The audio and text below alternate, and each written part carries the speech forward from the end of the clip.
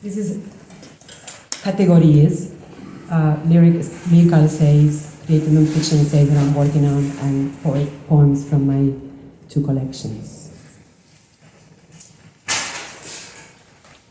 Lexis of emotions. I have a poem wrapped around my tongue, wet vowel, vacillating consonant, drapery of words that come to exist through me today.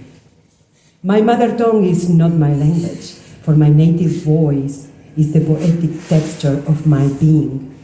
Tied in a knot, I must write to unravel my essence outwardly.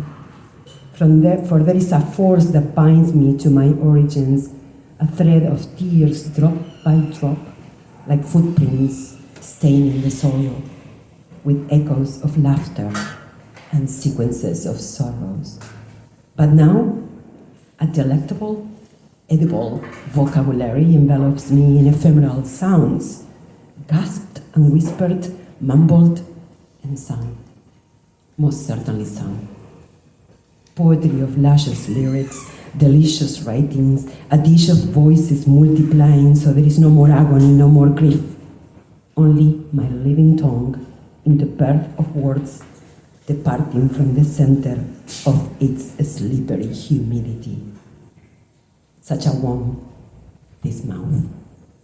For I must reveal these, my own prophecies, marry the word to the myth, as the word is pronounced plummeting within this story. For all I wish is to speak, Lexis of emotions. I come from a small country known as Uruguay, though its real name is República Oriental del Uruguay. It renders the nation of my origin with no name, just its geographical location, the republic on the western side of the river Uruguay, in Guarani, the river of painted birds. I am multiracial, multi-ethnic, and multilingual, and in my family there are descendants of migrants from West and East Africa, the Middle East, and from Spain, Italy, France, Ireland, and China. I am descendants of the almost extinct, fierce Charruas, the indigenous who inhabited the lands the conquistadores appropriated. My family includes Jewish, Catholics, Christians, Buddhists, agnostics, and atheists. Amongst my ancestors, there was the first founder of the city hospital and caudillos who fought alongside the libertadores of my nation. The blood of teachers, writers, artists, farmers, doctors, trailblazers, and revolutionaries flows like a river in my blood, and from this inheritance, the brown body of a poet mutated from the mud and sand in the riverbanks.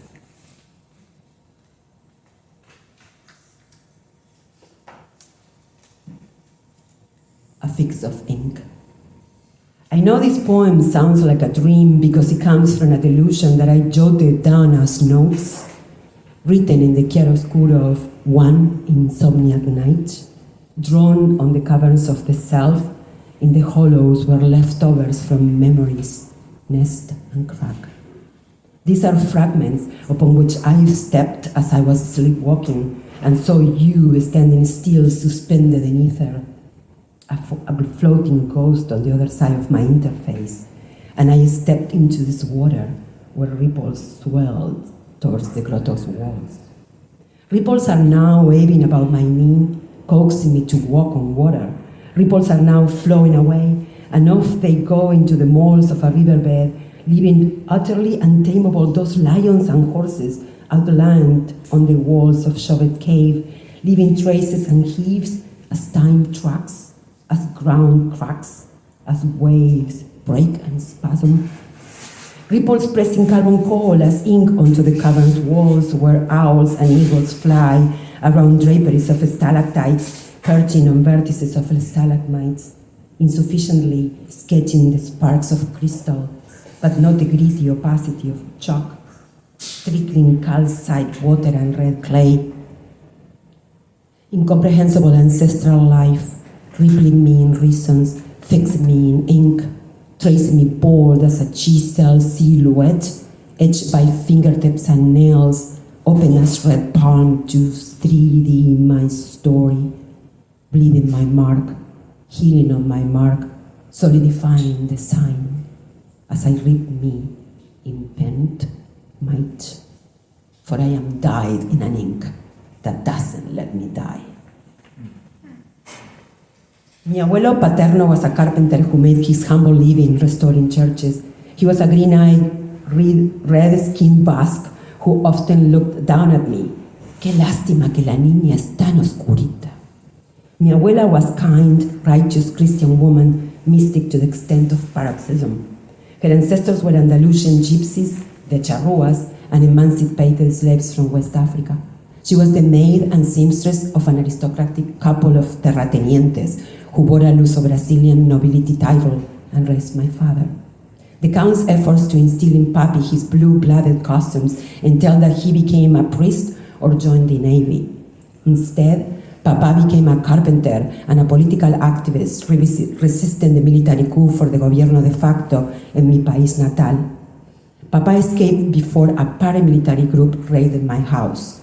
The heavily armed men tossed libros subversivos in the center of the patio and lit a bonfire. I was only 9 when I watched the flames undulating as bailadoras de flamenco from my bedroom window.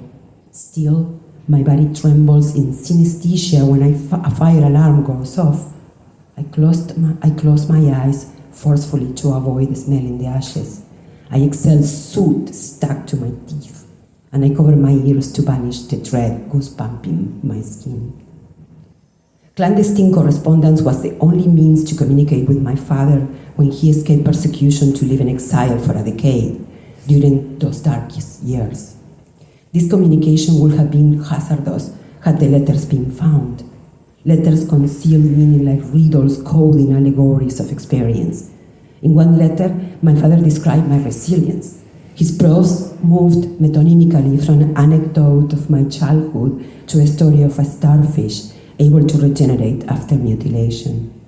Each letter was destined to disappear, erasing all traces. Another letter, twisted and tossed in the fireplace, survived partially blackened. My father rescued it from the hearth and reread it. Then he tore my letter into pieces and tossed them over Rio de la Plata. He hoped the tides will keep my words forever streaming in the brown river. But the wind blew my letter's torn pieces back, spreading them over his shirt like paper polka dots. Mi hija es indestructible.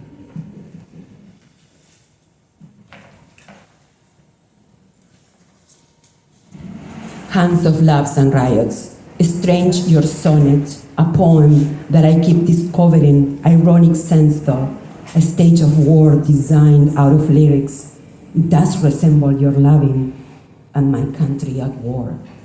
My essential mask trance, my journey to write pirated, a coup d'etat organized by their hands while our hands chose the loving.